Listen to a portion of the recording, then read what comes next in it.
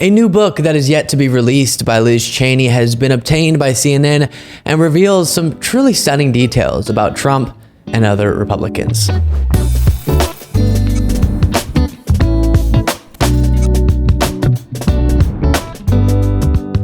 This is pretty remarkable. So, former Republican Congresswoman Liz Cheney is releasing a book titled Oath and Honor. And as a reminder, Liz Cheney ended up being rejected by the Republican Party in the 2022 midterm election because she dared to speak out against their dear leader, Donald Trump.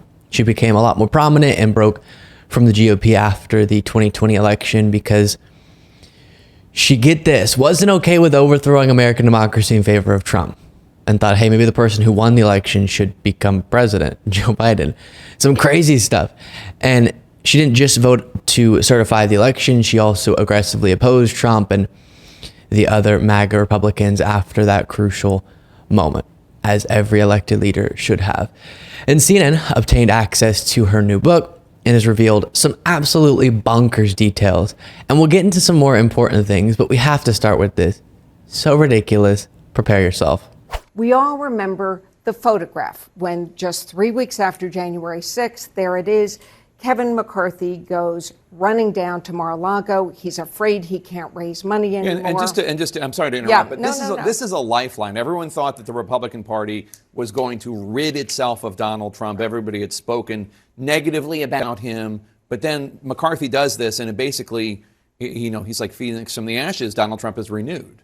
Correct. And nobody knows this trip is happening. And Cheney writes, actually, when she saw that photo, she thought it was a fake. Really? And then she confronts Kevin McCarthy about it, and she writes, get ready, Cheney, Mar-a-Lago? What the hell, Kevin?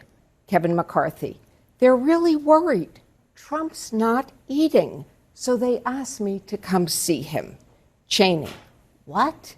You went to Mar-a-Lago because Trump's not eating? McCarthy, yeah. He's really depressed. So to further emphasize the context, Trump had just attempted to overthrow American democracy. So many people seem to be sort of turning away from him. January 6th was still fresh on the minds of Americans, and Kevin McCarthy, after criticizing Trump for his actions, did an about-face and traveled to Mar-a-Lago. And we all assumed he did it because he realized the MAGA voters aren't moving away from Trump, so I'm going to stay relevant by being buddy-buddy with him. But Kevin McCarthy said, to Liz Cheney at least, it's because Trump was depressed. He was depressed and wasn't eating.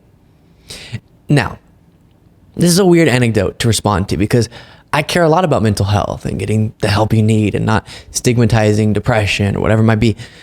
But can we just set that aside for this one and laugh at what's going on? Kevin McCarthy gave the Republican Party establishment endorsement to someone who had just enacted a conspiracy against the United States because the guy wasn't getting the right caloric intake. Kevin McCarthy told the world that the Republican Party stood with the man who tried to prevent the peaceful transfer of power and install himself the president, something he's now being prosecuted for because little Bubby was crying himself to sleep. Kevin McCarthy assisted in sending America on a course to more Trumpism and all the authoritarian outcomes of that reality because Trump was walking around Mar-a-Lago mumbling, I didn't lose to Biden, I didn't lose to Biden, I didn't lose to Biden, I didn't lose to Biden. It's insane. And by the way, before moving on to another excerpt from the book, here was Adam Kinzinger's hilarious response to this. When as Jamie's talking about him saying, well, he's not eating. First off, the idea of like Kevin going down there and feeding Donald Trump in his mouth, it's just blows me away. This got to be a cartoon. I'm too visual for that. Please, I'm too visual for that image right now. I can't. Go ahead. But secondly, I know Kevin well, and I can hear him saying it because what Kevin does every time he talks to you, he takes your side. So when Liz calls him, he thinks it's going to be good to say like he's depressed and not eating to Liz, like Liz is going to care, and then. To me, it was basically, well, he's, I was down there fundraising and they invited me over and you're not going to say no to the former president. And I'm sure when some of the Freedom Club members called him, he's like, yeah, because I'm all in on Donald Trump. Setting the image of Kevin McCarthy going, here, Donald, eat your food, and spoon feeding him aside. a plane's headed towards your mouth. Adam Kinzinger is probably correct. Kevin McCarthy does strike me as the type of person who just says whatever he needs to based on who he's talking to. This is one of the major stories in American politics right now. A rather strange world we're in.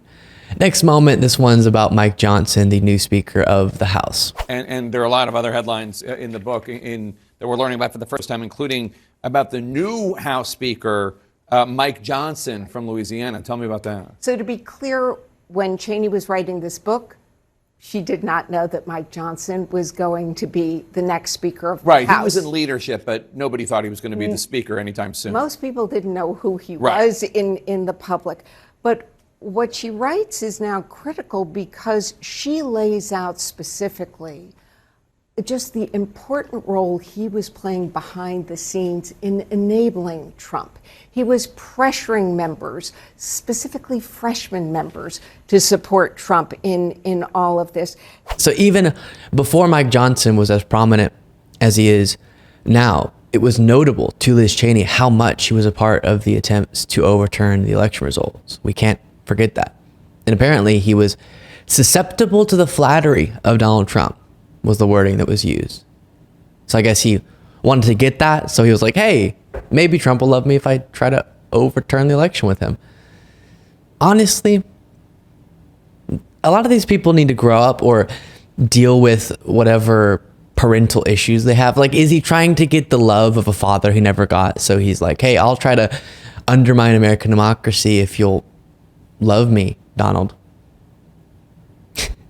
Then a crazy detail from the book. Take a look at this. There's an extraordinary scene on January 6th that she recounts where Republican members are sort of being asked to sign these sheets for electoral vote objections. And she writes about Congressman Mark Green of Tennessee. Yeah. And he's signing, and she hears him and, quote, as he moved down the line, signing his name to the pieces of paper, Green said sheepishly to no one in particular, the things we do for the orange Jesus. He called him the orange Jesus? Yes. Not exactly a compliment. I really try to keep my descriptions of these stories and my responses to them as professional as possible and try to avoid needlessly provocative language, but it has to be said.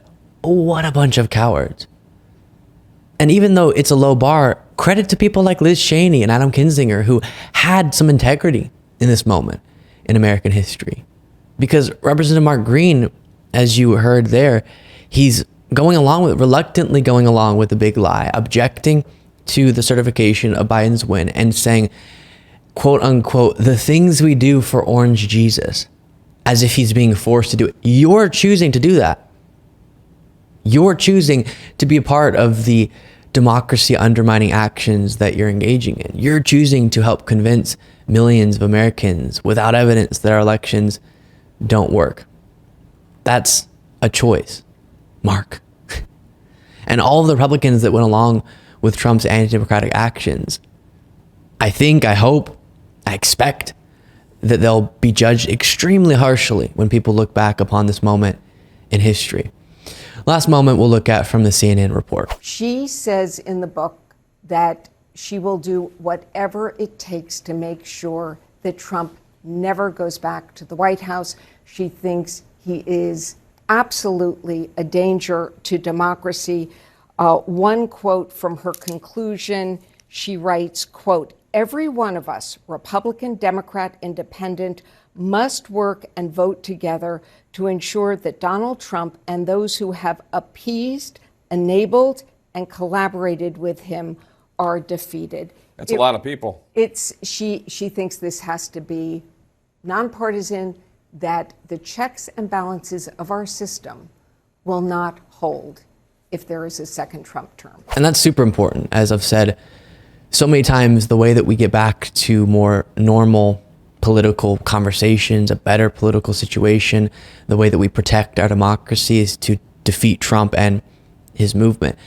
And as Liz Cheney said, it's not just about Trump either. And it's not even just about the hardcore MAGA individuals.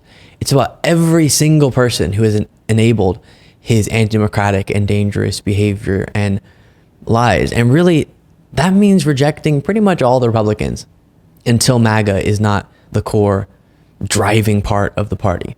As a party, you don't get to choose the guy who tried to trash American democracy and has devastating plans for a second term and then get to win down ballot. The entire party has to electorally suffer until they stop running MAGA candidates. And by the way, my new rule whenever I bring up the fact that Trump tried to prevent the peaceful transfer of power is to often specify at least an example of what I mean by that, because I've come to realize so many people within the American public aren't aware of the vast scheme that we're talking about. So one of the parts of the plan that seems to most clearly strike people as unconstitutional whenever I outline it is the fake elector scheme. So let's go through it again here.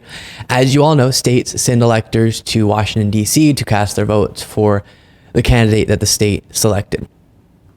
I know you know this, but to oversimplify based on recent conversations I've had, the voters don't actually technically elect the president. The voters tell the state who they want, and then the state sends electors to Washington to elect the president.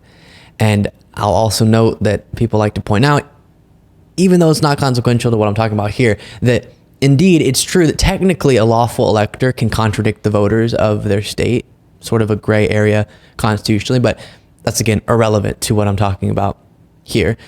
There's a certification process before they're sent. You have to be the lawful and duly elected electors to go and try to be counted as a part of the Electoral College, obviously. Well, Trump and his allies put together a plan that said, hey, I really don't like that Biden won those swing states. It would be so great if he didn't. So yes, those lawful electors, they're going to go and cast their vote for Biden. But what if we got other people in creative forms to pretend like they were the lawful and duly elected electors of those states? Then send those forms to multiple governmental entities and pressure Mike Pence to count those instead of the real lawful electors. And to be clear, if Trump and his allies are not prosecuted for that, and that's just one prong of their elaborate, likely unlawful attempt to hold on to power, then we're saying that in any election, the person who loses could just choose their own random people to be electors and disenfranchise millions of voters from all these states. And if they have a friendly vice president, they can just pretend these other electors are the real ones. I'm going to count those. That would destroy elections in America. And I feel like if you honestly assess what I just walked through, you know that. And if you don't, what the heck you doing? And again, that's one part of the broader scheme to stay in power. So if you ever hear someone say, Trump's being prosecuted for saying the election was stolen, no, they're wrong. They're so brutally, stunningly, shockingly, unbelievably wrong. As wrong as Kevin McCarthy was when he airplaned food into Donald Trump's mouth. Before you go, don't forget to become a member at lukebeasley.com/membership. You want to hear more about the ways that Kevin McCarthy is feeding Trump?